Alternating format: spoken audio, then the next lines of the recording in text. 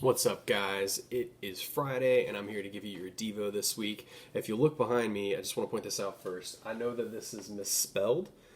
I know that. And so, for those of you who like to spell check and correct everything grammar wise, I know this was a gift that was given to us. It was a very nice gift, and this is misspelled. So, I just don't want this to get in the way of you and Jesus today. All right? So, let's move on. So, if you have a Bible, go get it. And if you have the Bible app, you can open that, and you'll need a piece of paper and a pen. And so we'll pause, and you can go get that.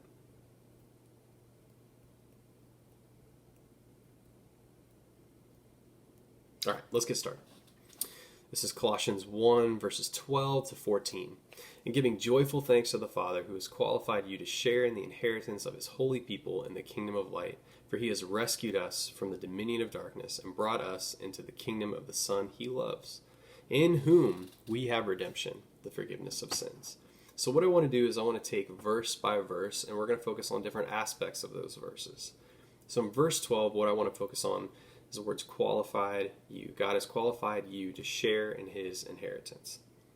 So God has initiated this plan, and he has qualified you to help fulfill that plan by the gifts that you've been given, the things that you have inherited. It's not our works, it's not the achievements that we have, or the things that we've inherited. No money we have, no wage that we've had, no trophy that we've been given. It's not anything that we've done, but everything that he has done. We gain that as an inheritance. We're qualified. We gain this inheritance from him because it's a gift that we've been given. Now, I mean, let's say that you're really, really good at running fast, you're really good at track. That's a gift. Maybe you're really good at singing. That's a gift. Maybe you're really good at your handwriting. Also a gift. I'm not, but also a gift. But understand that that gift is from him first, because he created you, and you were made in his image. So every gift that you have has come from him. You have inherited that gift. Now, in the next verse, what I want to talk about, the words I want to focus on, is the dominion of darkness. Now, I know it sounds kind of like medieval. Ooh. What is that? Well, he's talking about the power of darkness here. For he has rescued us from the dominion of darkness and brought us into the kingdom of the Son he loves. So here's the thing about darkness. The power of darkness is very skilled at being quiet and hiding in the shadows. It afflicts and depresses us. The power of darkness can even fascinate us and taunt us and tempt us. The power of darkness is really attractive, but it's not very intimate. The power of darkness, it can make you weak, but it can also appear that it gives you strength. The worst enemies, the worst type of darkness is the kind that you can't see. Because think about it. Darkness is the absence of light. If there's no light at all, it's just going to continue being darkness. When light is gone, darkness is present. When hope is gone, despair is present. And when love is gone, only hate, bitterness, and emptiness remain. So why are we talking about this? Because I think it's important to recognize the power of darkness and what abilities it has. Because if we don't know the power of darkness, then we don't know the power of victory that's overcome that darkness. So let's take a look at Thanos, for instance.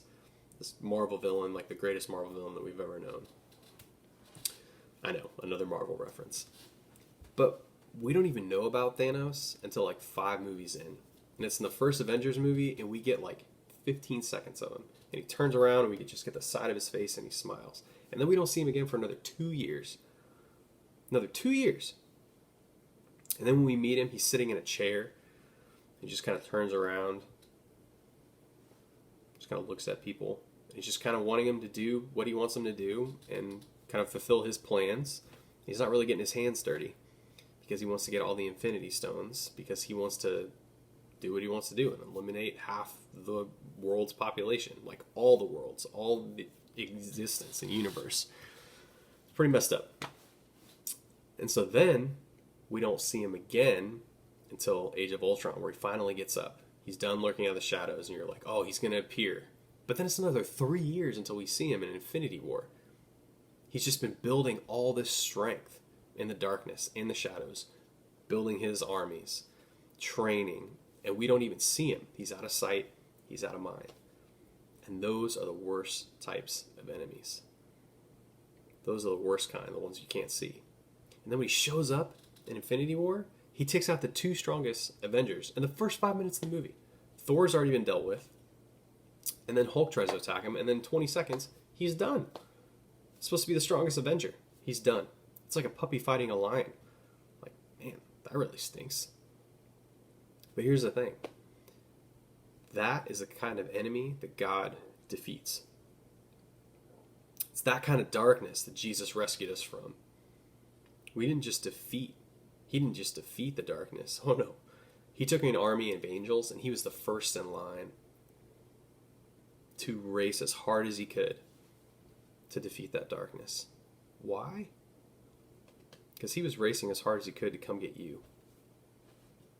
He wanted to come get you so he could bring you back home where you belong. That is a type of Jesus. That is a type of God that we serve. And that is the type of God that conquered that darkness, to come get you, to bring you home and bring you into the kingdom with his son that he loves.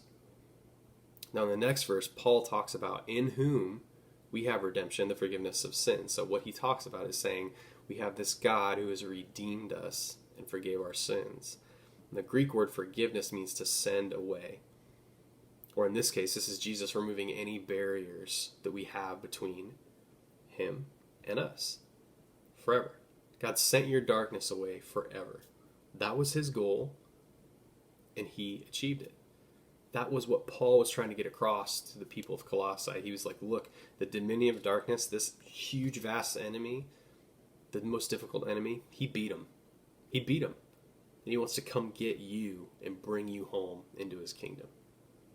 That is who he is. So here's my challenge for you today. I want you to take that piece of paper, and on one side of that paper, I want you to write down the list of things that you really want God to send away. Whatever darkness you've been feeling, whether that's your loneliness you're feeling right now, or some anxiety, or maybe it's just some depression or some other just dark thoughts you've been having in general. And I want you to write those things down. And then right next to it, I want you to write, and then Jesus redeemed it, and he sent it away. My depressive thoughts, Jesus redeemed those and sent them away. Or you can word that however you want. And I want you to make that list, and I want you to show it to somebody. You can text it to them, you can show your family members, you can show your friends, you can put it on Instagram, whatever you want. But share that with people so that they might know the power that God defeated. Not just for you, but for everyone else. They can know the level of darkness that he defeated. Guys, I hope this was helpful for you today. We are continuing to pray for you as a staff, and we miss you guys. We can't wait to be with you again. But we truly believe that God is using this time, and we're going to continue to pray that he will, and that you will never be the same after this. I'll see you guys next week.